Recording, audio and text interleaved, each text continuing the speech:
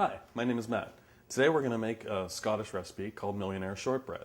This is a 3-layered cookie in which we put a shortbread layer, a caramel layer, and then a chocolate layer. To start, we're going to take our standing mixer.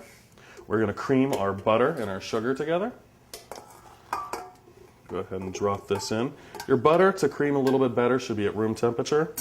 If it's not that big of a deal. It's going to go ahead and warm up as the friction of the beating goes on. Lower it, secure it, and let's turn it on.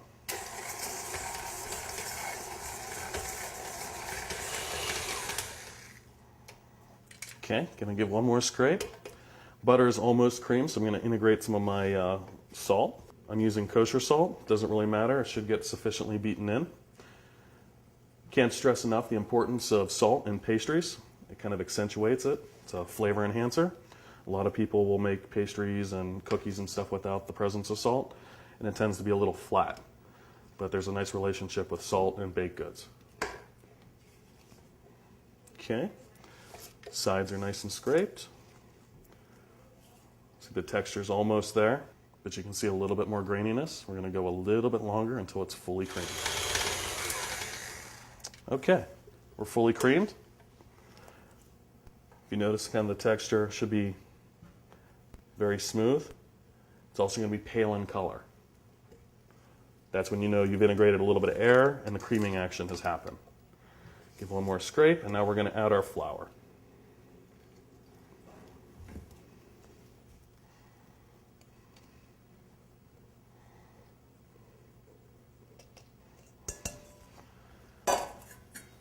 It may be obvious, but really important, when we start this, we're going to start it on low.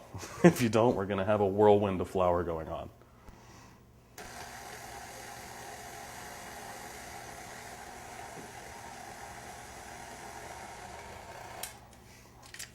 Have a couple pieces of butter over here on the side. Make sure they get mixed in. And we're looking to mix this just until everything kind of comes together. There's not a lot of liquid in this, so it's a fat-based pastry.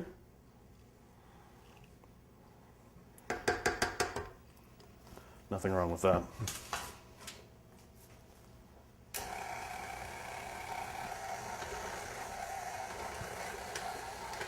Okay, when you start to notice the dough's coming together and it starts to come across or come off of the sides of the bowl here, that's when we know when we're done. So we're going to go ahead and take it out now. We go ahead and take out our dough.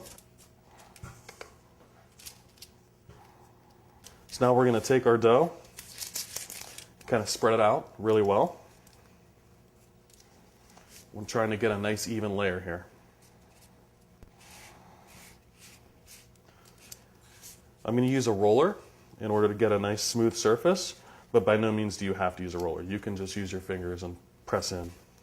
I'm lining this with parchment paper. I feel that it kind of makes sure it doesn't stick. Also helps you get it out of the pan later. Go ahead and give it a roll.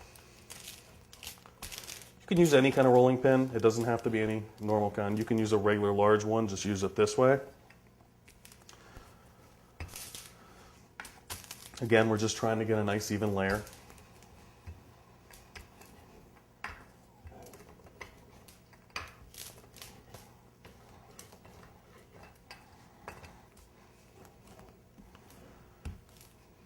If you got any edges that are a little short, go ahead and try to roll a little bit of dough extra there, or you can pick apart if you have little high spots. Essentially, I just want a nice uniform layer. Perfect. Next, we're going to dock it. This is a docker. Now, this is meant specifically to put little holes, little ventilation holes inside of the dough. You can use a fork, you can use a skewer, anything you want. Just the purpose is to kind of give little breakups in the dough so it cooks evenly.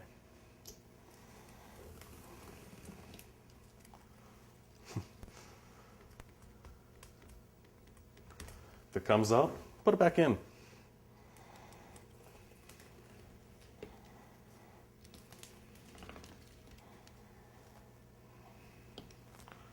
Okay, so now we're going to take our shortbread. We're going to bake it in a 325-degree oven for about 45 minutes on the middle rack until it's nice, golden brown, and dry. So our shortbread, as you can see, is cooling. While it's cooling, we're going to go ahead and build our caramel. First, we're going to take our sugar, our corn syrup, sticky, so use a spatula to get all of it out, and our water. We're adding water to this. It helps kind of act as a solvent and dissolve all the sugars while we're cooking it, or at least in the beginning stage. We're going to get this over medium-high heat. We're going to stir it at first. We're going to stir it just until the sugar dissolves. Once the sugar dissolves, though, we stop stirring. We don't touch it again. If you do continue to stir, what happens is you form crystals. This crystal formation, once it starts, won't end, and you won't have a very good caramel. You're going to notice it's going to be done when all the cloudiness has gone away. If you have little clumps of sugar, just kind of poke at them, kind of break them up. Not a big deal. Okay, well that's dissolving. My other pan, I'm going to add my cream. Just a little bit. My butter. And my salt. Again, we want a little bit of flavor enhancer here. Salt and caramel is a very modern thing right now. Everyone's doing it. It's nice to kind of play off the salt and sugar. Okay, corn syrup has a nice kind of yellowish hue, so it's never going to be pure clear like water. However, if you notice in there now, there's no spots, there's no clouds, no nothing. So it's ready to go. I'm going to stop stirring.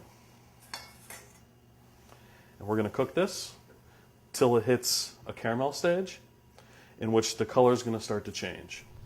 Okay, so I got my cream, brought it up just enough to melt the butter, and now I'm just going to keep it on here and keep it warm. You can start to notice that the bubbles are getting nice and tight in here. Whenever this guy caramelizes, it's going to happen very quickly. And sometimes, depending on the pots and pans and the oven range you have, it might not do it evenly. If that's the case, sometimes you need to move your pot around and kind of really focus the heat on the parts of the pan that are not fully caramelized. Okay, so as you can notice in here, we have a little bit of color going on in my corner. What I'm going to do, I'm going to reduce my heat just a little bit so I have more control. And I'm going to move to the parts of the pan that are not so caramelized. I'm going to give it a little swirl just to kind of mix some of the brownness around. I'm going to turn my heat off altogether now that I have sufficient browning. Swirling it to make it even.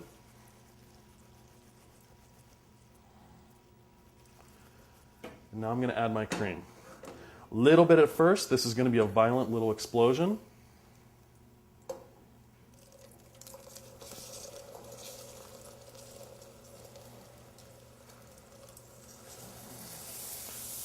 You can see that.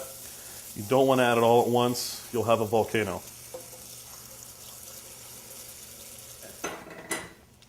Once we add our liquid, we can give it a stir again. We want to reincorporate. Careful if you have pockets of sugar in there. The steam that's going to come off of this is really hot, so careful whenever you keep your hands over top of this.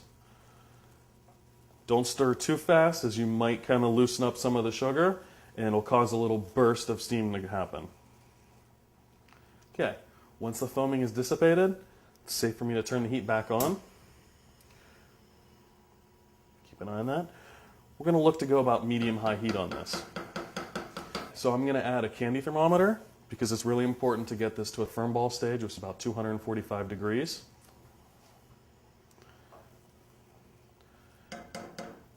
I'm also going to use another thermometer just in case. It's always good to make sure that your temperatures are accurate. Sometimes these alcohol thermometers have a tendency to wear out. So we're about the stage that we need. Let's take a look. Yep, you can start to notice a little bit different smell. I'm going to turn off the heat. There's plenty of heat in there. I can take out my thermometer.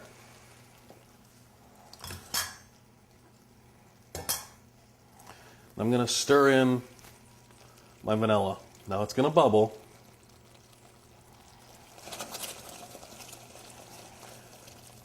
But we didn't really want to cook this vanilla too long.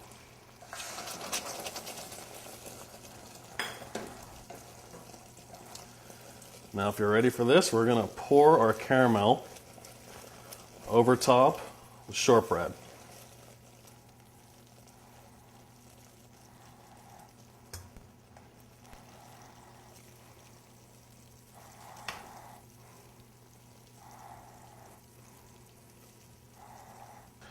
I'm going to take it, move it around, get it in every corner, get a nice even layer. It's really important at this stage, we have to let this cool completely. If not, our chocolate we're going to pour on top is going to break, separate, and the whole thing will be kind of destroyed. So you can either let it set out at room temperature, probably a good 2 hours. You can also, after about, say, half hour, if you wanted to stick this in the refrigerator for a little bit, it'll kind of speed up the cooling process. You're going to notice the color is going to change a little bit, and then we'll be ready to go. But you should be able to touch the whole thing with your hand and not feel any warmth when it's ready to go. Okay, so now we're going to melt our chocolate. We're going to do a tempering of this. I have some water right here, probably about 2 inches of water in the pan, bringing it up to a simmer. I'm going to then turn it off. There's going to be enough residual heat in this water to go ahead and melt our chocolate. I have 2/3 of our chocolate. I'm going to set it over a double boiler, which we have here. And with a spatula, just kind of give it a little bit of stir. And we're going to melt this 2/3 of the chocolate. When this is melted, what we have here is what we call a seed. And this is going to be added to the melted chocolate. Then we're going to take it off heat and add it until it's just melted. Notice it's already starting to melt along the edge. So that's why you got to keep it moving. One of the biggest problems people have with chocolate is they put too much heat to it, which is why I turned off the burner. There's plenty of heat in there. You really don't want to heat your chocolate past 100 degrees. Okay, we're pretty close to being smooth right here. I'm going to go ahead and set this down on the counter and add the other third. I'm going to have my water here handy just in case it's not enough heat to melt the chocolate, but it should be plenty. Okay, so we have our nice melted chocolate right here. We'll go ahead and add our seed. Mix it till it's melted. If you feel it, it should just barely be warm. See, it's nice and smooth, beautiful glossy texture. We're ready to go. Okay, just smooth it on out. Nice thin layer, just try to get it even. Now we're pouring this over top a cooled caramel. If you didn't have your caramel cold by this point, it would completely break your chocolate. Now if you want to smooth it out, just make nice long strokes.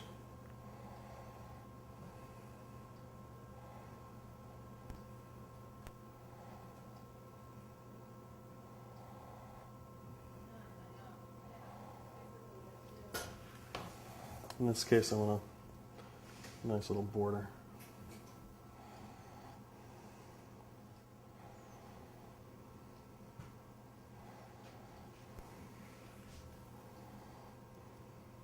Okay, and there you have it. So in about 20 minutes, this is going to be set enough to cut, but not fully set. We don't really want to cut this when it's fully set because it cracks too much for tempered chocolate. So when it's still soft, we're going to go ahead and cut it, portion it, and then we're going to go ahead and let it cool the rest of the way. So our shortbread has been resting for about 20 minutes, long enough to kind of just set the chocolate. But the chocolate should be still soft enough to score it and go ahead and cut it. So what we're going to do is we're going to go ahead and cut these guys out now. I like starting in the middle, and that gives me a good judge.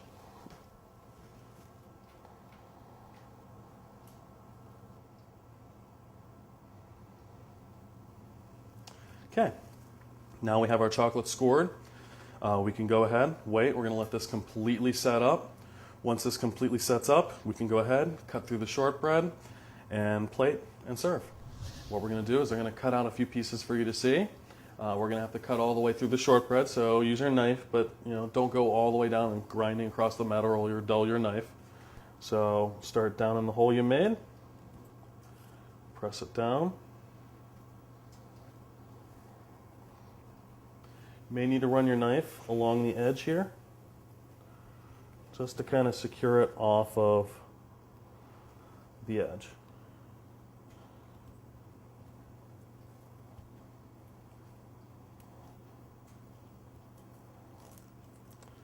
See, it comes right up. Take my spat.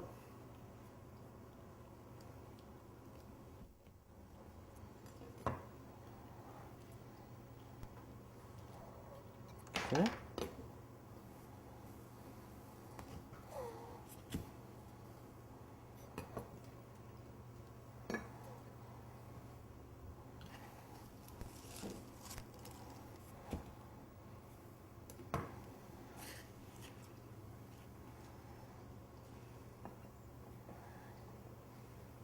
And there we have it.